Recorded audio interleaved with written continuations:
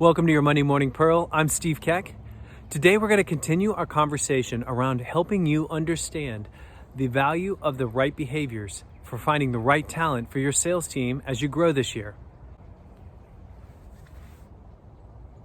In the last few weeks, we've talked about several behaviors that are critical to the success of each sales team member. But remember, behaviors are double-edged swords. So today, we're going to talk about the difference between extroversion versus introversion when it comes to the behaviors of your sales team. There's a commonly held myth that extroverts make the best salespeople. That may or may not be true for two reasons. One, extroversion tends to lead people to be more group-oriented, meaning they sell in teams. They tend to not be self-sufficient. But if your culture, the way you designed your business, like one of my clients has done, they built their business by self-sufficient individuals. And because of that, putting a person who has a lot of group orientation are not going to get a lot of support from the rest of the team, and they're going to feel isolated and they're going to be less successful. So it actually matters how good of a fit your group orientation is between the candidate or your sales member and the rest of the organization. Secondly, it matters who you're selling to.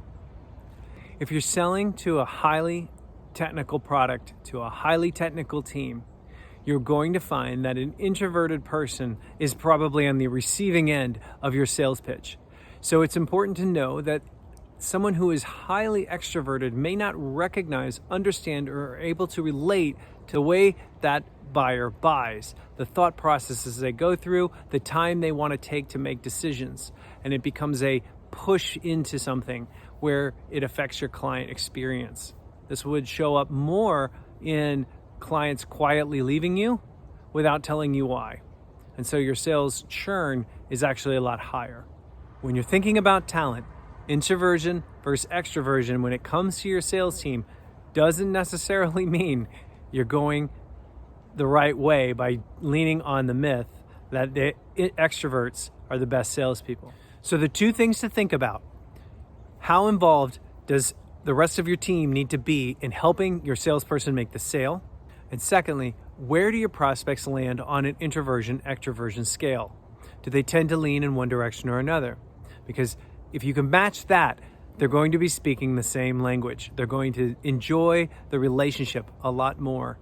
And it will take less work and less training to get someone up to speed about connecting with your prospects. And as always, if you ever want to talk talent, we love helping business owners build the right sales teams. So let's have a conversation. Reach out to us on our website or on our social channels.